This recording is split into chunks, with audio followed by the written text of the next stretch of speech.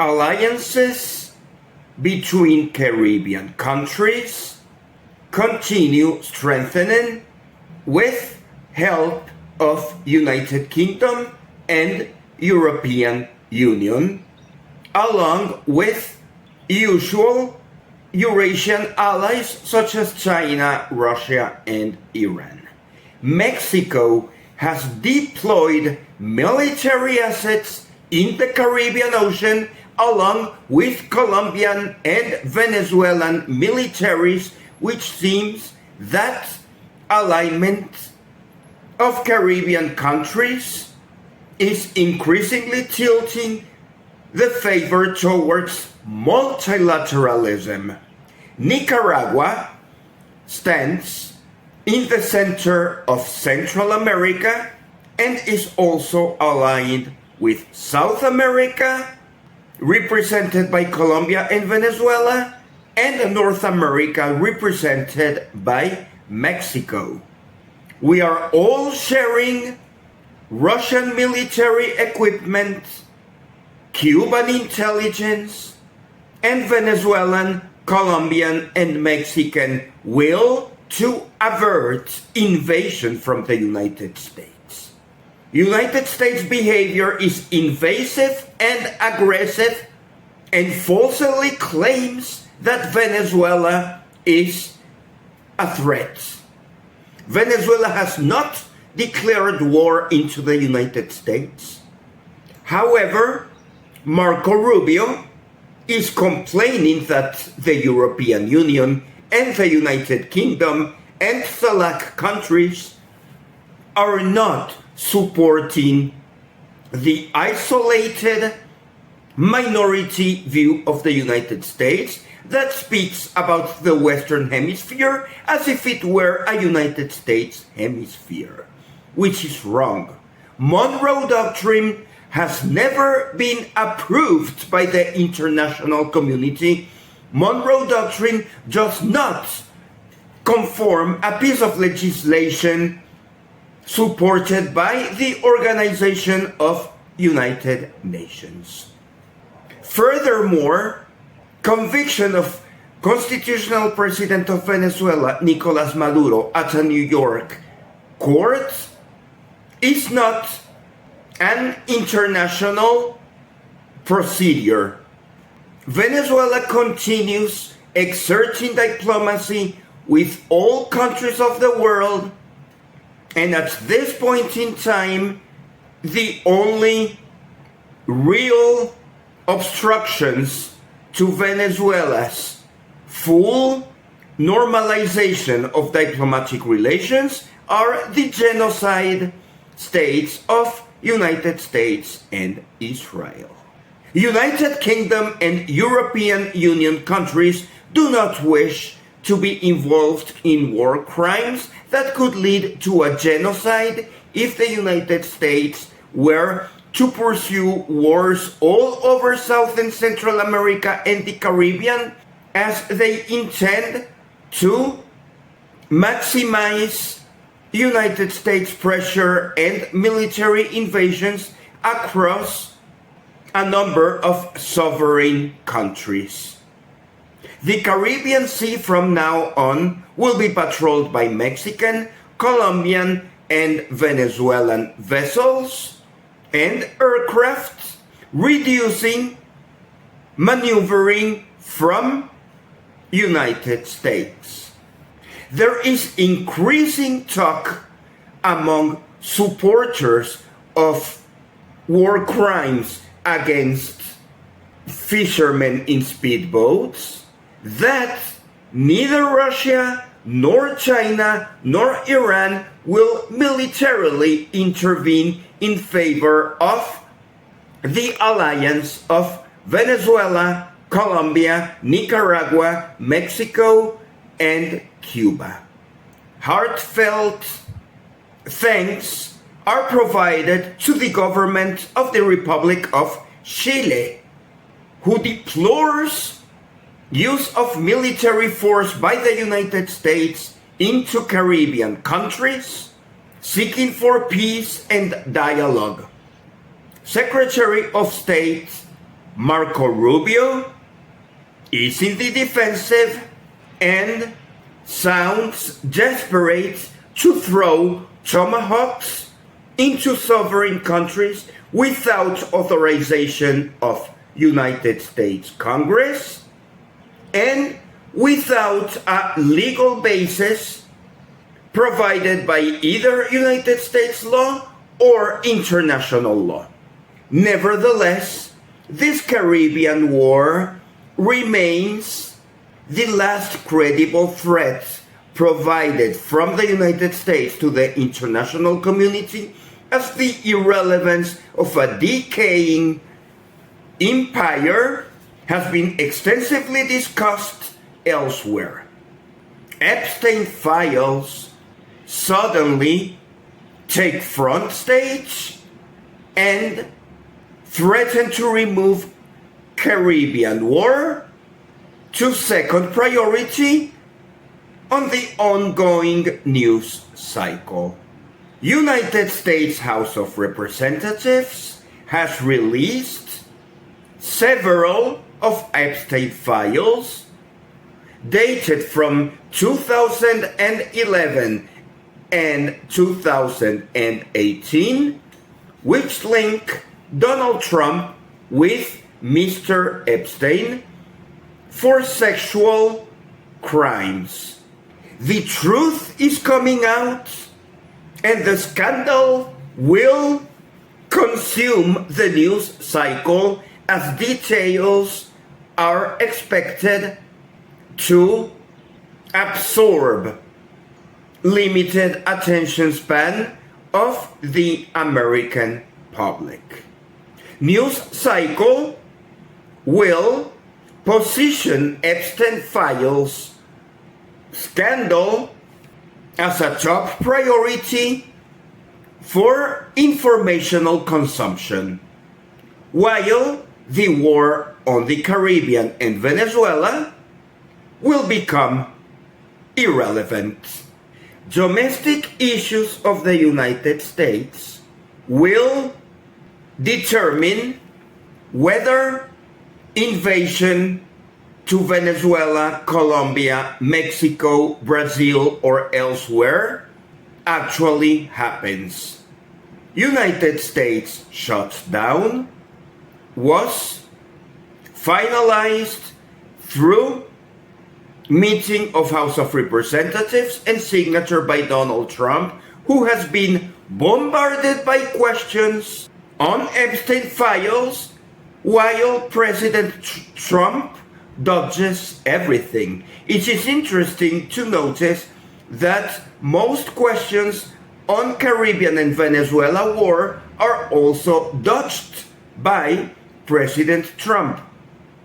It seems that President Donald Trump does not know how to react to the imminent release of Epstein files, and Donald Trump does not know how to proceed on Caribbean and Venezuelan wars. Voyage of USS Gerald Ford has been cluttered by red traffic lights at different points in seas and oceans that have momentarily stopped its course, and it has struggled to arrive to the outermost boundary of the Southern Command near African waters, while its deployment to the Southern Caribbean is being constantly monitored by Russian intelligence, Mexican army, Venezuelan army, Colombian army, and Cuban intelligence. While deprived of United Kingdom intelligence, Canada is also perceived as aligning more closely with the United Kingdom than the United States, and would also withdraw some intelligence from United States scrutiny. Nobody in this planet wants to be charged at international courts as a war criminal or potential genocide. While Marco Rubio is the only official left insisting in United States military operations on the Caribbean Sea that is actually conformed by territorial waters of a number of sovereign countries, such as Mexico, Belize, Guatemala, Honduras, Nicaragua, Costa Rica, Panama, Colombia, Venezuela, Trinidad and Tobago, Grenada, St. Vincent and the Grenadines, St. Lucia, Dominica, Antigua and Barbuda, St. Kitts and Nevis, Puerto Rico, which should be considered a sovereign country occupied by United States military, Dominican Republic, Haiti, and Cuba. While the Kingdom of the Netherlands, France, and United Kingdom are reasonable enough to align with sovereign Caribbean countries with which they have no issues at the Caribbean level. Only United States hold in the Caribbean Sea is Puerto Rico and the United States Virgin Islands.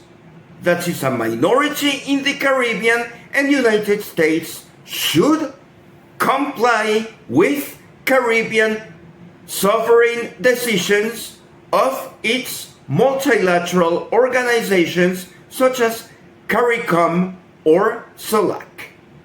Pete Hegseth has not been seen during the last few days after the latest shooting of speedboats in the Pacific Ocean. United States, through explanations provided by Marco Rubio, wishes to convey the narrative that killing civilians on speedboats in the Pacific Ocean and Caribbean Sea is a defense to the United States, as those speedboats represent an imminent attack to their national security. Such point of view is being rejected by the entirety of the international community. Not even Israel has dared to support the United States on this Caribbean issue. It looks like the international community is realizing that aligning with the United States or aligning against Venezuela would automatically entail you as an accomplice of war crimes and potential genocide if this madness is allowed to continue. The Caribbean Sea looks set to be cluttered by a number of ships all over the extent of the Caribbean Sea, where the United States will increasingly feel harassed, observed, and limited. Deployment of further ships to the Caribbean seems increasingly costly at a geopolitical standpoint due to diplomatic isolation of the United States. However, President Donald Trump is unpredictable, and he might choose to launch a horrible war during the next couple of days as a diversion from the scrutiny he is receiving from Epstein files. A horrible war started by the United States in order to evade Epstein files would increase popularity levels of Donald Trump below its current 37%. While it would be unclear how to fund this war, as Congress is in the urgent task of redefining budget before the January deadline approved by Senate and House of Representatives for ending the shutdown. Hopefully, the Caribbean will mature politically, militarily, and diplomatically so that our decisions are confined to our territory. However, we are still in the unfortunate position of constantly monitor United States domestic policy, as Donald Trump is leading a rogue state, and Donald Trump's particular reactions to Epstein files, United States budget priorities, filibuster discussions, and insatiable thirst for natural resources in Venezuela, Colombia, Brazil, and Mexico always leaves the possibility of starting a war. Caribbean countries must unify to defend ourselves against the United States. With our own resources, we should not expect to depend or lean too much on alliances from overseas. China, Russia, and Iran will be happy to provide military equipment as it is convenient for them to promote arms sales from their manufacturers. And Caribbean countries have enough natural resources to pay for new military equipment. However, it cannot be ruled out that China, Russia, and Iran would also provide troops and their own ships and aircraft if the situation provoked by the United States escalates as war against the lands of any Latin American or Caribbean country.